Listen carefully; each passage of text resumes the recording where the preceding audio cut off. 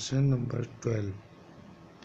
In an electrical circuit RLC and an AC voltage source are all connected in series, when L is removed from the circuit, the phase difference between the voltage and the current in the circuit is pi by 3.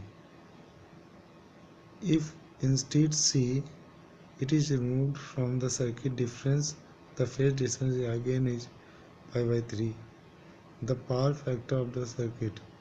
In this case, when both are removed from the circuit, then phase difference between the voltage and current will be 0. It can only exist at resonance condition. So we can say in the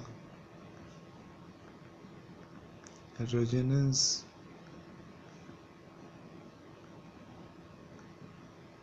condition XL equal to XC, then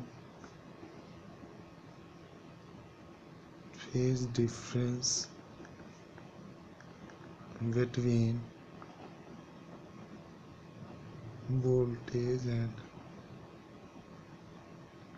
current is 0.